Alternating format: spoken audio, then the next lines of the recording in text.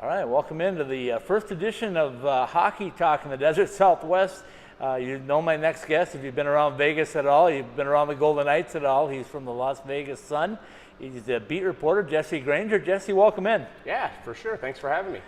Jesse, you've had a very busy season, a very busy off season. You've had really no off season here in Vegas, right?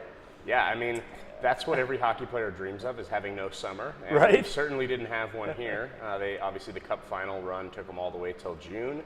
And then we jumped right into development camp. We had a couple weeks off, and now we're here for rookie camp. And this whole event surrounding it has kind of even magnified that. Let's talk a little bit about that. You've been here every day, every game probably, or most of the games. And tell me what you think of this next-gen Vegas rookie face-off, for all potential purposes, a tournament. Yeah, no, it's been cool. I've been pleasantly surprised by the attendance for the non-Golden Knights games. I mean, we all knew the Golden Knights games are going to fill up. Right. Anything with Golden Knights on it is sold out, hottest ticket in town since they got here, and that's not surprising that those games are filled up. But the Kings, Ducks, Avs, Sharks, Coyotes games have been a full house for pretty much every game.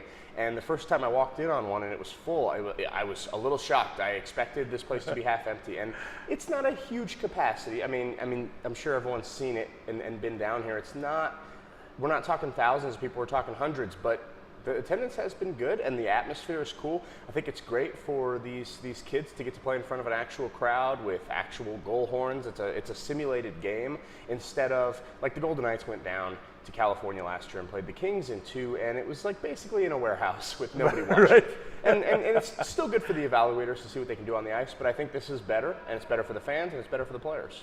Well, two things that stood out to me is that, following the Golden Knights like I did all last year, I know that everything Bill Foley does is first class, right? I mean, from the practice facility if he's going to put his name or the Golden Knights' name on an event, he's going to do it right. And he did it again here, correct? Yeah, and they just finished all their remodeling just in time for this. I mean, everyone's seen the castle that they've got around the scoreboard. They just put up a huge Golden Knights logo on the other end of it. All the walls, they used to be gray last year. Now they're black and gold. The floor in here is different looking now. Right. So I mean, yeah, he's definitely put his Vegas flair on it. I think just the fact that it's in Vegas is cool. These teams, these kids need somewhere to stay. It's going to be in Arizona next year, and I'm sure they'll find hotels, but it's nice to have the Red Rock Resort literally across the street. Whenever I'm driving in and one game's ending and the other game's beginning, you can just see all the players in their suits walking across the street to the Red Rock. So there's a ton of bars and restaurants and everything over there. It's just a really cool setup for all the fans, and like I said, the players. Vegas is, there's no better city in the world to host an event than Las Vegas, whether it's a boxing match, a bowl game, a college basketball tournament, a hockey tournament now, or even just like shows on the Strip. There's no better city that's more well equipped for hosting events, and this is just another one. So the event's been first class off the ice, but the competition on the ice has been pretty good too. Let's start with the Golden Knights. We saw them that opening game when they poured it on and scored 5 goals in the first period. And I think I said on Twitter, I said, we may have a mercy rule in our hands on this first game, but surprisingly, it was a close game. Yeah, the Avs battled back, made it a 7-6 game. These games, to me, what's been most surprising is the chippiness. I mean, right. And it's kind of surprising. It's like, oh wow, this is just essentially a scrimmage. Why are these guys slashing and fighting? And then there have already been 2 fights. There was a fight right. in the Ducks-Avs game yesterday, and then last night in the Sharks-Golden Knights game, there was a fight. And when you really boil it down, it makes sense because these kids are battling for jobs. Yeah. I mean, and some of them aren't kids. Keegan Colasar is a guy that he's of age now. He's ready to be in the NHL. This isn't about, oh, maybe I'll go back to juniors, no big deal. Like, he played in the ECHL last year. He wants a high-level professional job, whether it's AHL or NHL. These guys are battling for spots, and if you're taking liberties with them, they're going to stand up for themselves. But yeah, no, they've been heated games. The players definitely want to win. They want to show off to their coaches and staff that are watching from above. It's been made for some fun hockey. Let's take a quick break, Jesse. We'll come back and talk specifically Golden Knights hockey.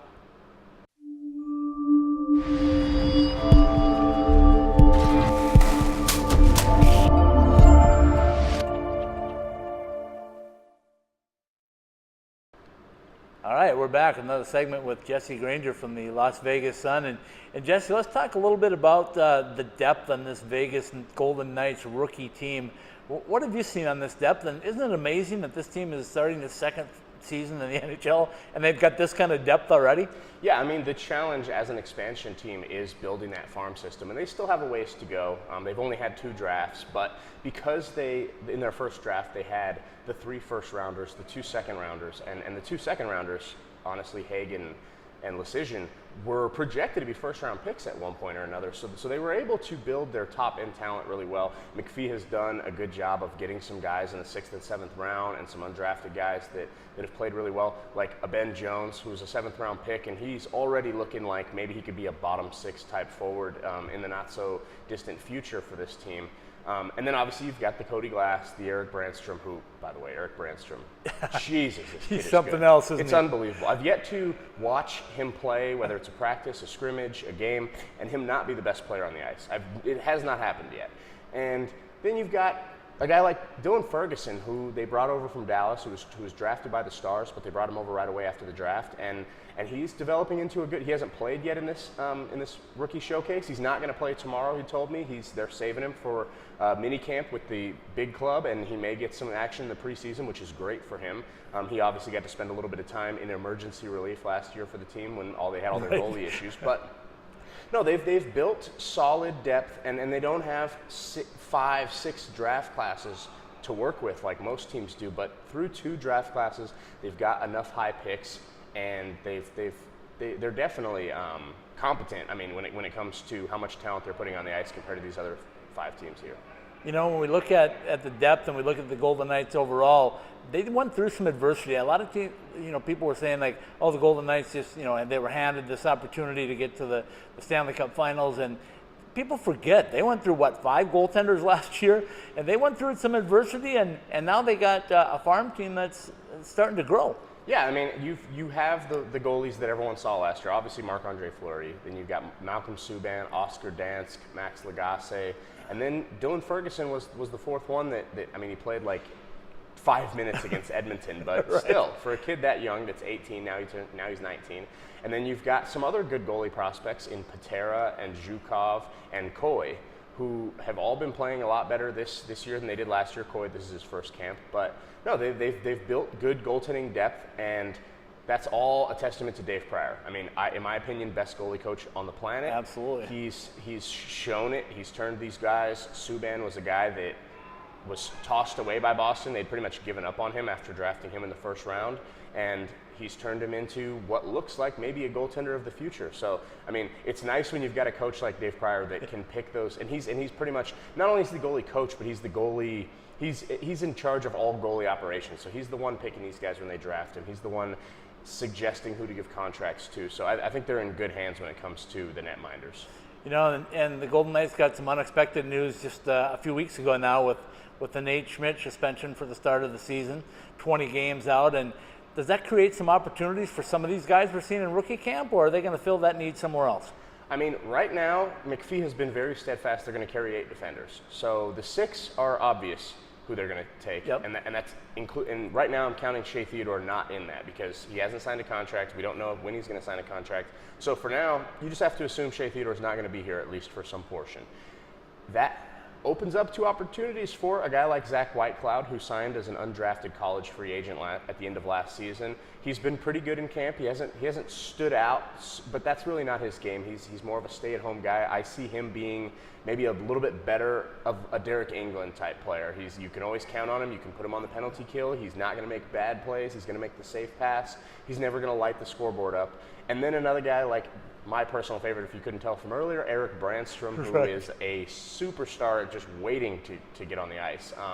The kid has been playing in the pro league over in Sweden for 2 years, so he's used to playing against grown men. He's not coming from juniors like most of these rookies. Right. So I still don't think George McPhee is ready for a 19-year-old defenseman that's a little undersized to be on this team, but he's got a much better chance than he did before the Nate Schmidt thing and before the Shea Theodore holdout. So if he can keep impressing, and it's gonna come down to preseason games probably once they actually get on the ice with NHL players, but if he can keep impressing like he is, maybe he can find his way onto the ice at least for a few games to start the season.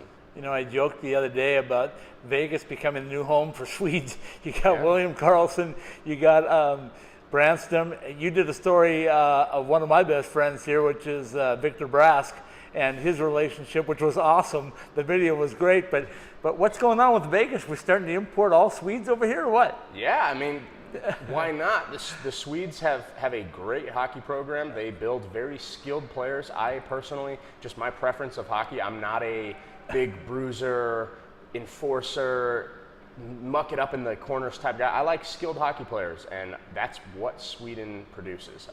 From defensemen like Victor Hedman and Erik Karlsson to forwards like William Karlsson. They produce extremely skilled hockey players, and George McPhee runs a system that uses those strengths and kind of brings out the best in them. So I don't see any reason why they shouldn't keep the Swedish train rolling to Vegas. Let's take another quick break. We'll come up and wrap it up with the biggest news of so far, the rookie camp. We'll be right back. Hey, hockey fans in the Desert Southwest. Ice Time Hockey Southwest is officially Bark approved.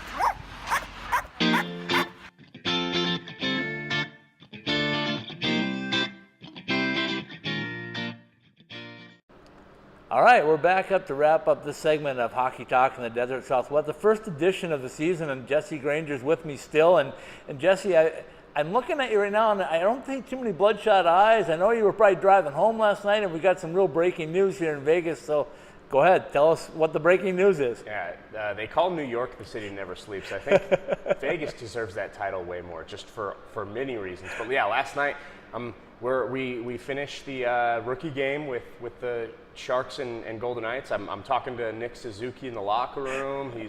We were talking to his parents before the game, and 10 minutes later he is traded to Montreal. So that's how things work here. It was about 10:30 at night. We broke the news. Max Pacioretty coming to Vegas for Nick Suzuki, Tomas Tatar, and a second-round pick. Biggest trade in franchise history, a brief franchise history, but biggest trade in the history of this franchise. So pretty big deal. You know, a lot of people all summer long were rumoring that biggest trade is going to be Erik Karlsson, and it turns out to be Pacioretty. But tell me what you expect out of him, and who you think won this trade, if you can say win this early. Well, I mean, both teams got what I think most trades, the best trades, both teams get what they want, and obviously Montreal is not close. They've got an outstanding goaltender that they are wasting in Carey Price. He's, in my opinion, still the best goalie in the league. But that team just isn't good. They were awful last year. They were a dumpster fire. And they don't want to sign Pacioretty to a long-term deal, so they're looking for some young pieces to build around. Tatar gives them a piece that can play this year. Nick Suzuki gives them a great young center prospect. He was a 13th overall pick last summer. And then they get a second-round pick that they can also try to do what they want with. But the Golden Knights, this is clearly them going all in. George McPhee obviously didn't think he was going to be in this position when he took this job, but he's seen that he is in this position, and this team is ready to win a Stanley Cup. And their window to win that Stanley Cup is as long as Marc-Andre Fleury is playing at a top level. And right now, obviously, he's one of the best goalies in the league. You need to go all in during this next 2 or 3 years, 3 or 4 years, that you've got one of the best goalies in the league in Marc-Andre Fleury. So they weren't happy with their second line last year. He said, McPhee said, it was the worst second line in hockey. And it wasn't because they couldn't score. James Neal, David Perron, Eric Halla all could score, but they didn't play defense. And they had one of the worst plus-minuses in the NHL. And he goes out, gets an offensive-minded guy in Paul Stastny, but is much more defensively responsible and doesn't hurt them on that end. You bring Alex Tuck up, who's a young kid who maybe not quite as responsible in his own zone, but he's a great forechecker. He puts a lot of pressure on the offensive end on teams and can play defense. He's a big-bodied guy.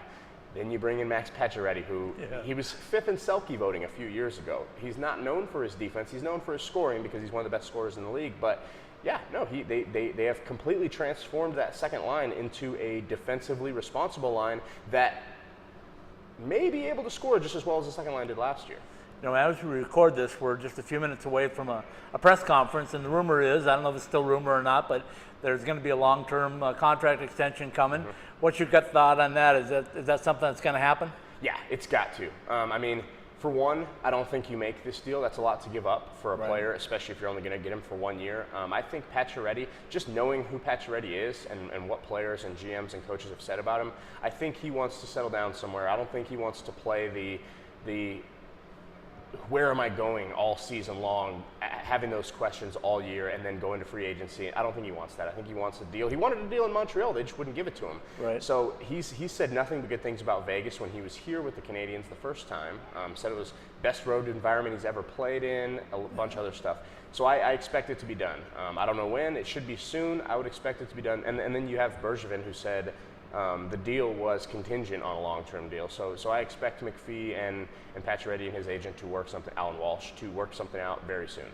You know, and we've all seen the flow of GMs and scouts that have been in Vegas specifically to watch this event. So how much of a role did Nick Suzuki playing center last night have in this? Well, I can't wait to ask McPhee exactly that. It was funny because 2 nights ago, he played in his off wing, Right. and according to him, he doesn't remember the last time he ever played left wing. He'd never played it in his entire life. Wow. And they put him at left wing the night before, and after the game, I mean, he wasn't very impressive, and after the game, I asked Rocky Thompson, who's the Chicago Wolves coach, who's coaching these guys in these games, I asked him, do you like him at wing? What do you guys plan on doing in the future? And then Ken Boelke asked, do you think you could see him at center? Right. And he said, absolutely not. We're not playing him at center. We're going to switch him over to the other wing.